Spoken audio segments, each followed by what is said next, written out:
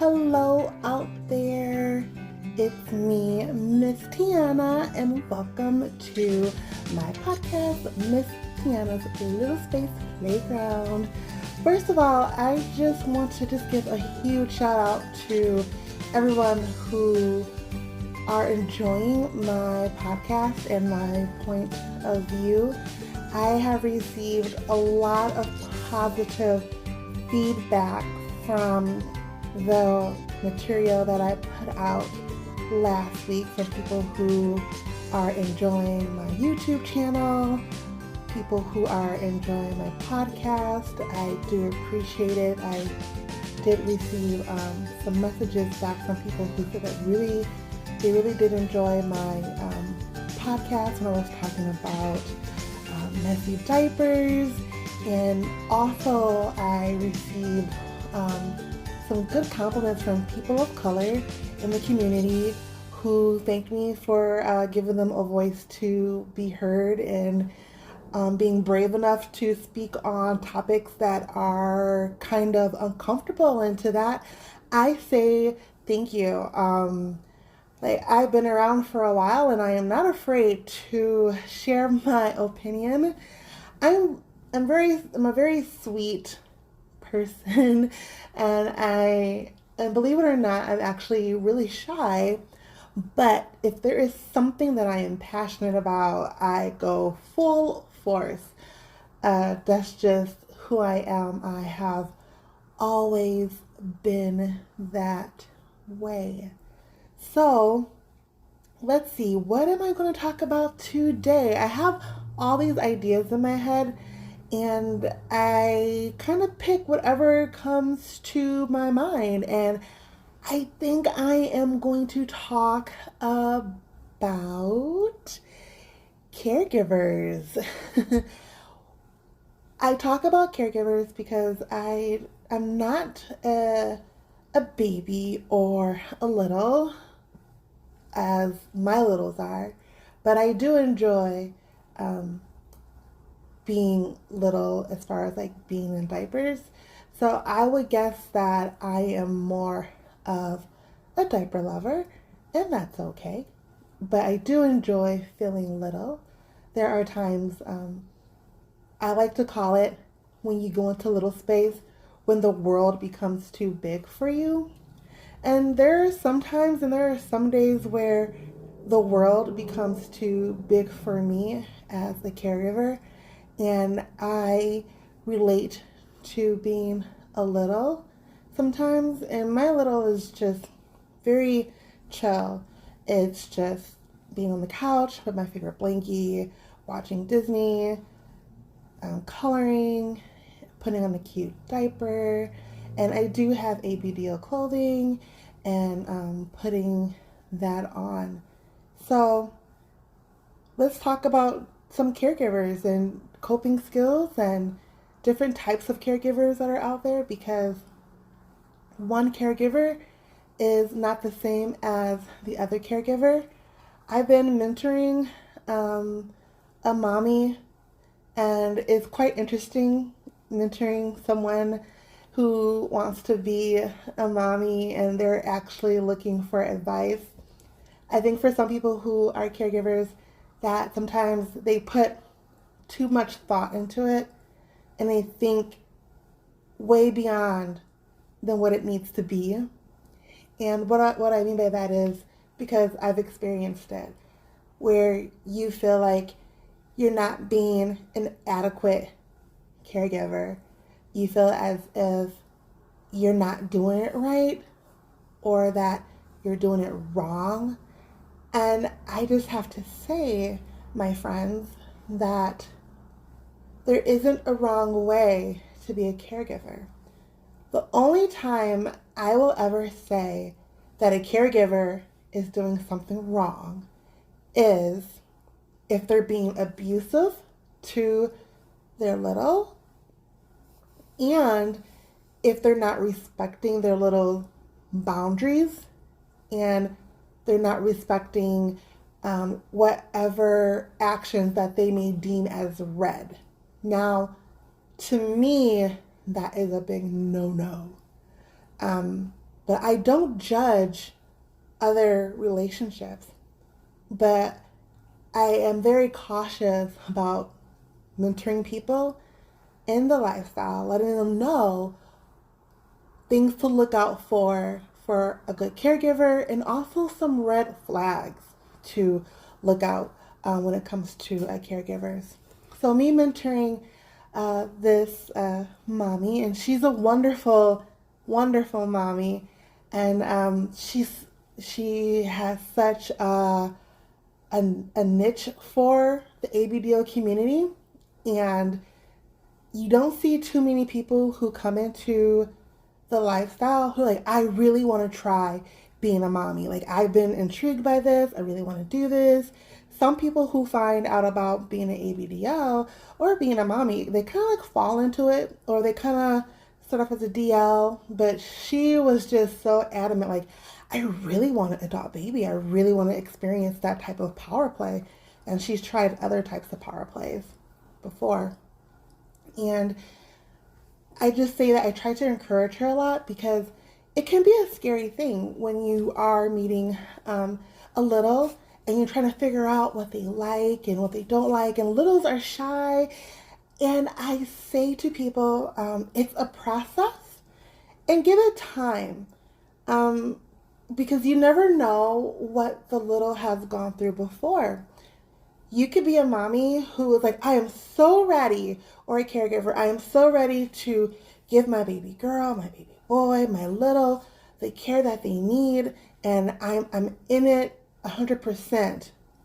But there is a very, very, very, very important thing as caregivers that we have to do. We have to respect the little space. So respect their little space.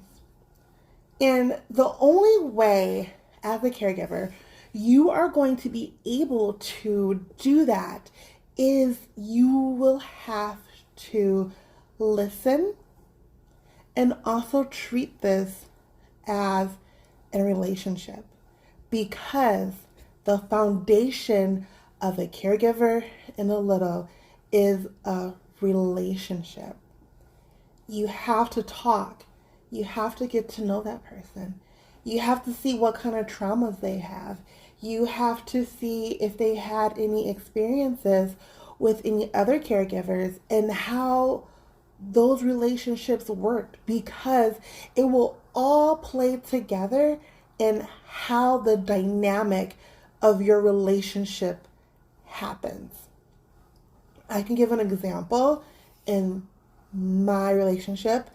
Many people who know me know that I am poly.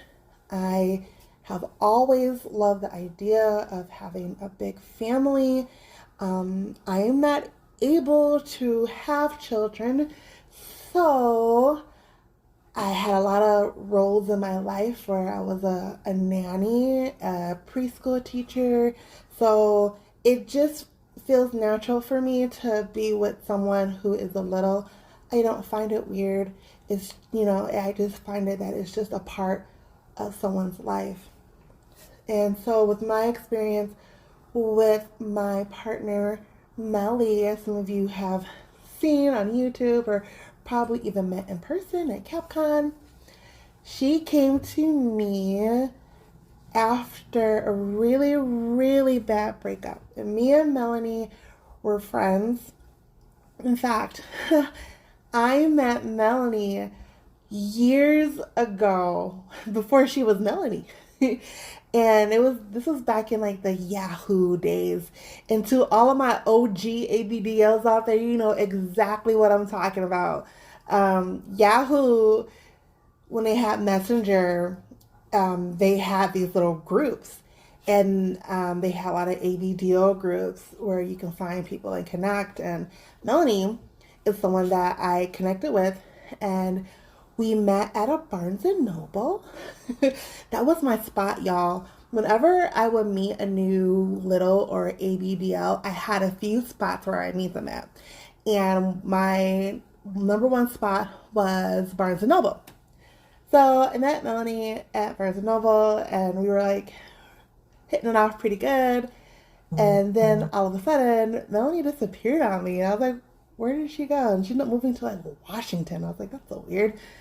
And so years later, I ended up reconnecting with Melanie through FetLife. And she and I reconnected as friends, but we never really connected like as mommy caregiver. We were just more like just like really cool friends.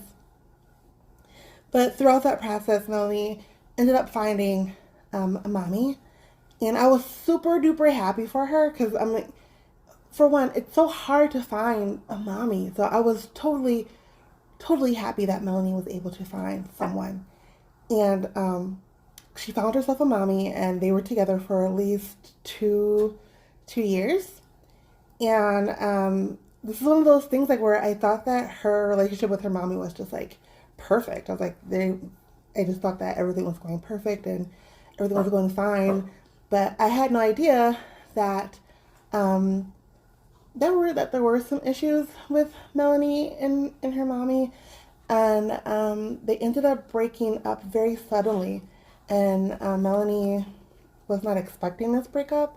It just kind of like happened. Like she had a mommy, and then all of a sudden her mommy was gone. And I knew from a friend point of view that I had to be a friend for Melanie because I knew that loss had to be so great. And so the moment that I found out that Melanie had broken up with her mommy, I literally got the message and I was like, okay, I'm on my way to your house and I'm going to be there for you because I know that you're hurting right now. Even though you're not going to say you're hurting, I know that you are. So I packed up my car, I stopped what I was doing, packed up, and Melanie was like a half an hour away from me, and I drove up to see her and just checked on her just to make sure she was okay and everything. And then like 2 months passed by, and during that time, I was looking for a Sissy, and I couldn't find one. Believe it or not, I couldn't find one, and I was stood up like several times by different people who were like, I'm looking for a mommy who want to be a sissy. And I'm like, okay, great, let's meet up. I got stood up several times. And then some people wrote back to me and they're like, I didn't think you were real. I thought you were like this fake person. I was like, dude, I was real. And a proposition came my way where somehow it was asked, what do you think about being Melanie's mommy? And I was like, I don't know. I was like, she's a sissy and I love sissies. So yeah, that'd be kind of cool. And I've known her for years. And me and Melanie started talking and we had like this trial base. And we're like, yeah, we're going to try this out, see if this works. And it worked. And what I learned though is that the trauma of losing a caregiver, how much of a toll that it could take on a person.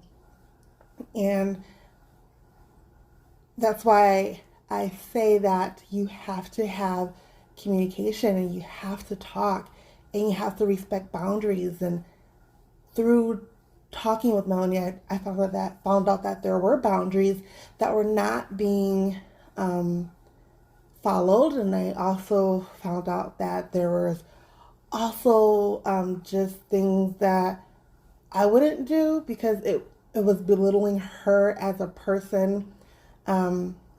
Through Melanie being with me, we've had some deep conversations, and she expressed to me like how she feels like she is gender neutral and how like she would love to live her life more as a female, but with her family it's hard for her to do that, and we were able to break through those boundaries together. And then I found out later that she wasn't able to express her true self with her mommy that she had.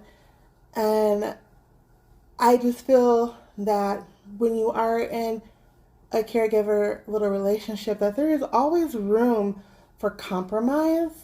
You know, you can always compromise. Me and baby boy, we have compromises too. Like we have a schedule where Mondays and Thursdays are his baby days, and I may add extra days in there. But there's a compromise too, because there are some times where I just want to go out and just watch a movie or go to a restaurant, and I don't want to necessarily per se be in full on mommy mode. So there will be compromises as that, especially if you've been with someone for multiple years.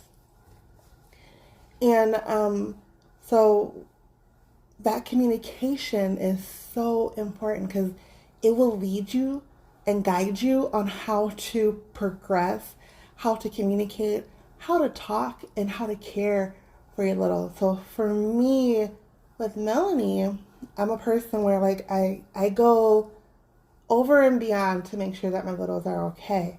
But in this situation where my little had this big breakup with her mommy, I have to come very slow, very, very, very slow with her, and communicating and talking and just going over things.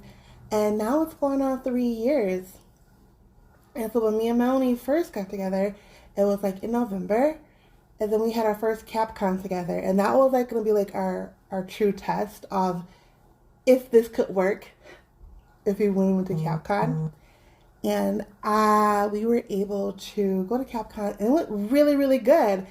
And we bonded so much. And then after that, I think it just solidified that this was just something that was just going to continue on. And that's what I mean, you know, when you are a caregiver to a little, that if you spend enough time with them, you will know. Like there's something that happens between the caregiver and the little, and you just know that it's going to work out. And it's such a fun experience. But you will be on this high as a caregiver, like, oh, I found my little. And so will your little. But then after that high runs off, especially if you're going to be in a poly relationship, you will definitely learn that it is a commitment. You have to communicate. You have to talk to two littles.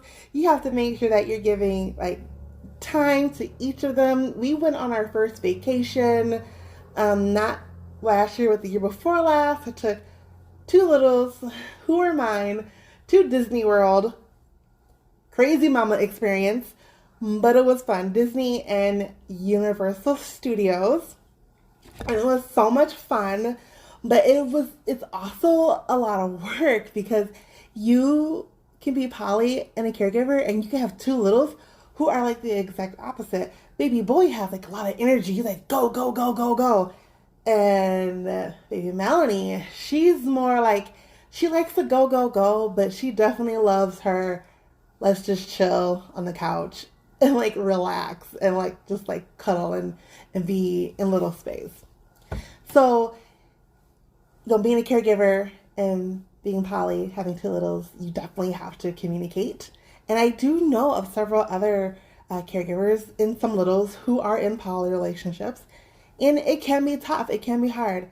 But if you really, really want to work at it, it can work, and it can be like a really beautiful experience. But again, you have to have that communication, and you have to be able to listen to each other to make this work. So, caregiving, it may seem like that is this easy thing to do. Like, I'm going to find a mommy, I'm going to find a daddy, I'm going to find a caregiver, and everything's going to be perfect. And they're going to live happily ever diapered after. But you know what? It doesn't work like that. It kind of does, but it doesn't. You're going to have times where it's going to be work. You're going to have times where it might get frustrating. You're going to have times where you're like, I do not want to change a diaper today. I do not want to do little space today. You know, you can develop burnout, which I'll talk about later. So there are things that being a caregiver, is great, but at the same time, it's not a fairy tale ever after. If you are truly seeking a relationship, now if you're just seeking a fantasy, then that's fine, because then you could have your own little immersion of fantasy. If you happen to have like a mistress or someone that you pay to have those services for, you definitely can have that, and that could be a great thing. But if you are in it, like I am in this as a relationship to make this work and to make a balance, then you will find out that it's not easy. There have been days where I'm like, what have I gotten myself into? Like, I have two partners. What was I thinking? But you remember why you're doing it. You remember the love that you have for your littles. You remember the love that you have for being a caregiver, and most importantly, you remember how much the relationship or how much your ABDL family means to you, and that's why you keep working at it to make sure that it's a good thing. It is a good foundation that you're able to do this with both of them, or just with one if you only have one little. But at the end of the day, you learn that you have to nurture and take care of this relationship, because if you don't, it's gonna fall apart. If you don't take care of yourself as a caregiver, you're gonna fall apart. If you don't take care of your littles and their self-esteem, then that's gonna fall apart too, because it's gonna leave a whole lot of insecurities. And that's what happens with the mommy that I have been mentoring. What it comes down to with some of her fears is that it is a lot of insecurities. Yes, caregivers have insecurities. Am I pretty enough? Am I skinny enough? Am I mommy enough? Am I doing this right? I don't understand. And I was talking to the mom that I'm mentoring. I said to her, "This is a relationship, dear. This is a relationship. You're going to have to learn this person. And not only are you learning this person, but the person who is your little is also learning from you. So if you have guidelines and rules that you want your little to follow, yes, you have to make sure that they're following them. You have to keep in touch with them. You have to continue talking to them. You have to make sure that however your mommy dynamic or caregiver dynamic is to your little, that you as a caregiver, that you are putting your all into it and that you're checking in. For instance, I have a whiteboard for a baby boy where I write down his rules. Every week I remind baby girl of her rules, and I have check-ins with her. And I'm like, all right, every night I want you to check in with me. I want a picture of all the rules that you have for the week, and I want to see that you're doing them. And I'll just give you an example. Like, one of the rules that I have for baby girl is that when she comes home from work, that she is not allowed to use the potty. Well, she's diapered 24/7 for the last 3 years by me, and she's in chastity by me. But when she's at work and around family, I allow her to use the bathroom, because I do believe in keeping things separate from work and family, because we are adults. That's the whole part of being an adult baby. But when she's at home, I'm like, that diaper is only used for what it's supposed to be used for. There's no reason for a potty. So she gives me diaper check-ins, and I make sure that she is wearing her little clothes. So I want a picture of her in either it's little pajamas or it's a romper dress, whatever the case may be. I want a picture of it to make sure that she is following the rules. Same for baby boy. He has rules, like I go to work before he does. So when he comes to work, or when he gets up from work, he has to have a picture of his morning diaper for me, and he shows his diaper that was nice and full before he changes, and I give him like, good job, now you can change it to your dry diaper. So when you as a caregiver like put those in the atmosphere, like you put those rules and those boundaries, you have to make sure that as a caregiver that you're following up. And so that's work. And talking to the mom that I'm mentoring is like, yes, you probably are feeling some insecurities because it is a lot of work to maintain this relationship that you want with a little, but you have to put the work into it. And then once you put that work into it, you and your little, your caregiver, you're going to get into a groove of how you do things. But don't expect to find a little, or a little don't expect to have a caregiver and think that right away it's all going to click and it's all going to be perfect, because it's not. It's going to take communication on both of your parts. It's going to take talking about new things that you have tried. For instance, say if a rule that you have is when you are in your high chair and you're eating, I want all your food cut up like a little toddler, and I want you to eat it that way. Now, if you have a little who has never had that as a rule before, just understand and know that them learning that new rule is going to take some time. It's not going to happen right away. It's not going to happen overnight. But that's when you, as a caregiver, say, I want a picture of your dinner. I see that it's dinner time, and you got your dinner already. So mama wants a picture of your num-nums. So let me see.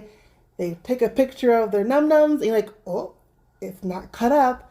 Don't get angry or mad and be like, they're not following my directions. Be like, okay, now because you did not follow the rule, guess what, little one?